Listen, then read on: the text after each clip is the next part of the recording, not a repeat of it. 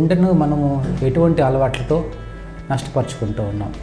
దీనిలో ముఖ్యమైన చెడు అలవాటు ధూమపానం, స్మోకింగ్ అంటారు. సిగరెట్ ఏ రూపంలో అయినా కానీ, ఇంక్లూడింగ్ ఈ సిగరెట్స్ అని ఈ మధ్య తాగుతున్నారు కొంతమంది యువత. బీడీ కానివ్వండి, సిగరెట్ కానివ్వండి, చుట్టు కానివ్వండి, పొగాకు నమలడం కానివ్వండి, నశ్యం పుంచడం కానివ్వండి, పాన్ గుట్కా కానివ్వండి, ఇది ఏ రూపంలో మనం తీసుకున్నా కానీ దీని మూలన పర్యవసనాలు గుండెపైన తీవ్రంగా ఉంటాయి. ఈ తీవ్రంగా ఉన్న పర్యవసనాల మూలన గుండె రక్తాల్లో కోపేరుకుపోవడం, రక్తాలు సడన్గా కుచించుకుపోవడం, ఆ కుచించుకున్న రక్తాలు బ్లడ్ క్లాట్ కావడం, మేజర్ స్ట్రోక్ రావడం, ఇవన్నీ కూడా మనం పిన్న వయస్కుల్లో, మధ్య వయస్కుల్లో ఎక్కువ చూస్తూ ఉన్నాం. మరో ముఖ్యమైన మత్తు పదార్థం మన బాడీలో చాలా అవయవాల్ని గుండెతో సహా పాడు చేసేది ఆల్కహాల్ కన్జంప్షన్. అంటే మనం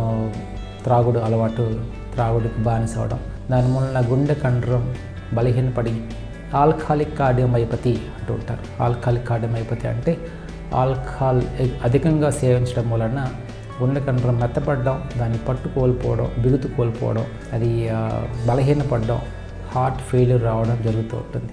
సెడెంటరీ లైఫ్ స్టైల్ అంటే ఉన్న చోటు నుంచి కదలకుండా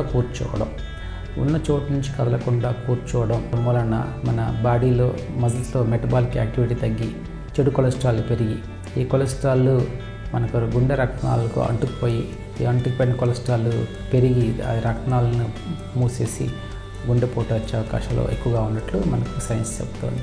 అంటే మనం చాలా వరకు ఇప్పుడు జాబ్స్ అన్నీ కూడా కూర్చునే జాబ్స్ వచ్చాయి, కానీ మనం గంటకోసారి లేచి నించోవడం కానీ, నుంచొని కొంచెం పని చేయడం కానీ, వాకింగ్ చేసి రావడం కానీ, నుంచున్న చోటనే లేదా కూర్చున్న చోటనే స్ట్రెచ్ చేయడం కానీ, వంగడం కానీ, అలా మన బాడీని వివిధ భంగిమల్లో మనము దాన్ని ఎక్సర్సైజ్ లాగా చేస్తే, ఏదైతే మనము ఒక చోట కదలకుండా, కండరాలను కదిలించకుండా జరగడం వల్ల ఏదైతే మనకు నష్టం ఉందో ఆ నష్టాన్ని పొడించి తద్వారా మనం గుండెని మనం యాక్టివ్గా చేసుకోగలుగుతాం.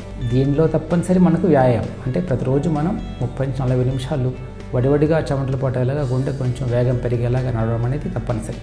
అలా చేయడమే కాకుండా కూర్చునే కానీ జాబ్ ఉంటే వీళ్ళందరూ కూడా విధిగా గంటకు ఒకసారి కానీ, 2 గంటలకు ఒకసారి కానీ 3 నుంచి 4-5 నిమిషాలు వాకింగ్ చేసి రావడం, వంగడం, లేయడం, చిన్న స్ట్రెచ్చింగ్ చేయడం వల్ల మనకు ఈ గుండె మీద చెడు ప్రభావాన్ని అరికట్టే అవకాశం ఉంటుంది.